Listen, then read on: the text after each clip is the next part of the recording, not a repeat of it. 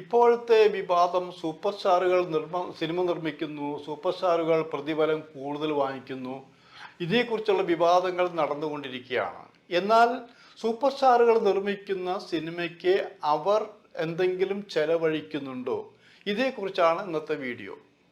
ഫിലിമി പ്ലസിലേക്ക് എല്ലാവർക്കും സ്വാഗതം.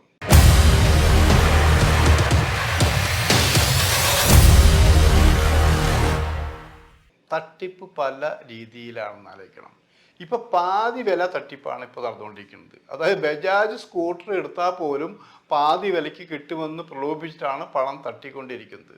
ഇതുപോലെ വേറൊരു തട്ടിപ്പാണ് സിനിമയിൽ നടന്നുകൊണ്ടിരിക്കുന്നത്.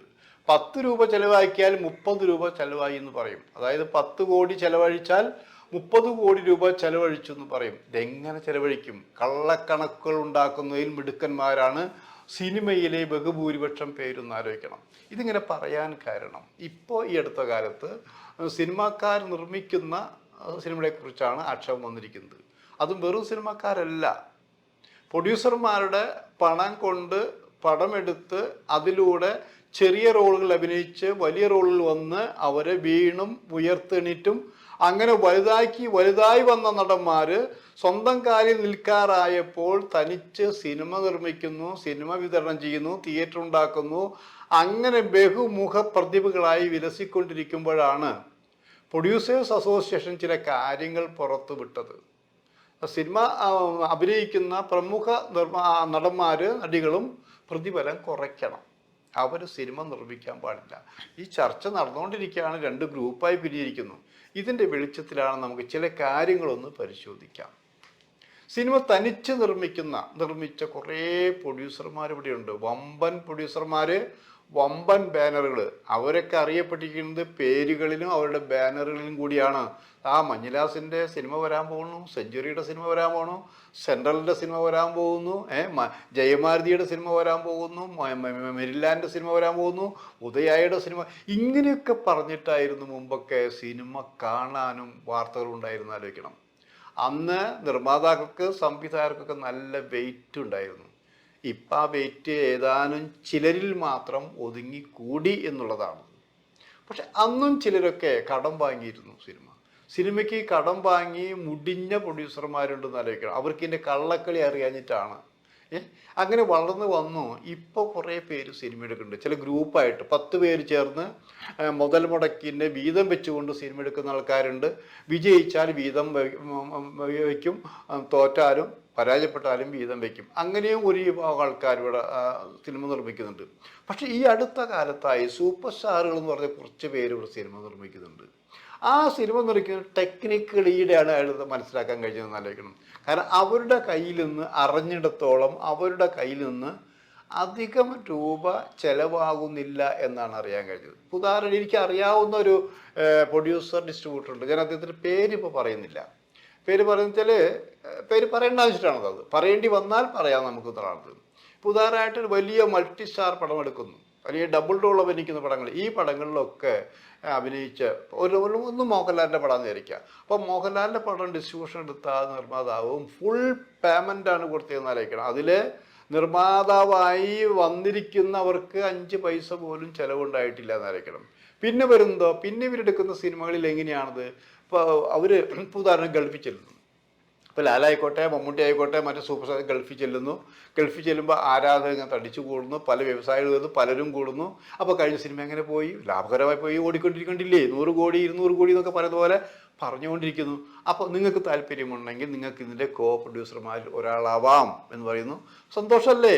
ഈ സൂപ്പർ സ്റ്റാറുകളുടെ സിനിമയിൽ പ്രൊഡ്യൂസർ ആവാന്ന് പറഞ്ഞാൽ നിസ്സാര കാര്യമാണ്. എന്താ വെയിറ്റ് അല്ലേ? അവരോടൊപ്പം ഒന്ന് ഫോട്ടോ എടുക്കാം, സെറ്റിൽ പോകാം, ലാഭം കിട്ടുമ്പോൾ അത് പങ്കുവയ്ക്കും. അപ്പം ലാഭം കിട്ടുന്നു ഉറപ്പിച്ചിട്ടാണ് ചെയ്തത്. ഇങ്ങനെ പലരും, ഒത്തിരി പേരുണ്ട്. ചിലരുടെ പേര് മാത്രം നിങ്ങൾ സിനിമ കാണുമ്പോൾ ആലോചിച്ച് നോക്കണം. താങ്ക്സ് ഒക്കെ പറഞ്ഞ കൂടെ ചില ആൾക്കാരുടെ പേരൊക്കെ എഴുതി കാണിക്കും. ആ പേര് വെറുതെ എഴുതി കാണിക്കണമല്ല, ആ പേരൊക്കെ വാങ്ങുന്ന ആൾക്കാർ പലരും ഇതിൻ്റെ പ്രൊഡ്യൂസർമാരിൽ ഓരോരുത്തരുമാണ്. അവരൊക്കെ നല്ല എമൗണ്ട് ഈ സിനിമയ്ക്ക് വേണ്ടി കൊടുത്തിട്ടുണ്ടെന്ന് ആലോചിക്കണം.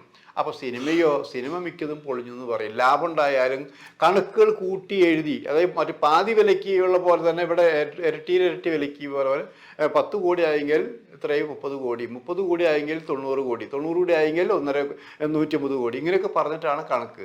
എങ്ങനെ കണക്ക് കൂട്ടിയാലും ടാലി ചെയ്യുമ്പോൾ നഷ്ടം വരും. അപ്പോൾ പിന്നെ പൈസ മുതൽ പോലും അവർക്ക് തിരിച്ചു കൊടുക്കേണ്ടതില്ല.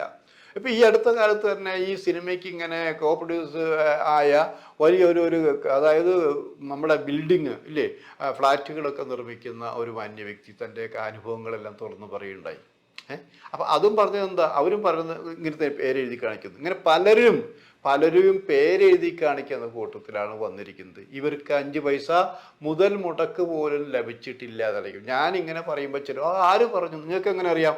കാരണം നമ്മൾ എന്തെങ്കിലും പറഞ്ഞു പോയാൽ ഇപ്പോഴത്തെ ഒരു ദോഷമല്ല. ഇപ്പോഴത്തെ എന്താണെന്നറിയാം, ഇവർ ഈ സൂപ്പർ സ്റ്റാറുകൾ പലരും തയ്യാറായി നിൽക്കുക. അവരെ ശിങ്കിടികൾ കുറേ ഉണ്ടെന്ന് ആലോചിക്കണം.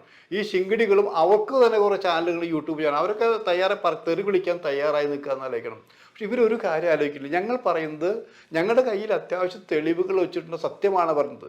സത്യം പറയുമ്പോൾ കുടുംബദോഷം ഉണ്ടാക്കുന്ന ഒരു കാര്യവും ഞങ്ങൾ പറയുന്നില്ല. എന്നീ യോഗ്യന്മാർക്കൊക്കെ ഇല്ലാഞ്ഞിട്ടാണോ? അല്ല, ഞങ്ങളുടെ കയ്യിൽ ആവശ്യത്തിലേറെ തെളിവുകളും സാധനങ്ങളൊക്കെ ഇരിക്കുന്നുണ്ട്.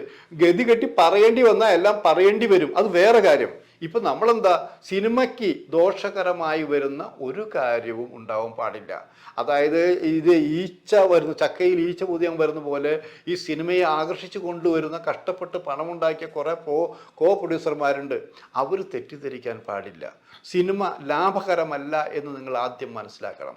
ലാഭം കിട്ടുന്ന ചില സിനിമകളുണ്ടെന്ന് ആലോചിക്കണം. അപ്പം അത് മനസ്സിലാക്കേണ്ടതല്ലേ? വെറുതെ തൻ്റെ കാശ് കൊണ്ട് വെറുതെ വെള്ളത്തിൽ കളയേണ്ട വല്ല ആവശ്യമുണ്ടോ എന്നായി. ഇപ്പോൾ ഏറ്റവും അപ്പോൾ നിങ്ങൾ ലേറ്റസ്റ്റ് ഒരു കാര്യം പറയാമോ?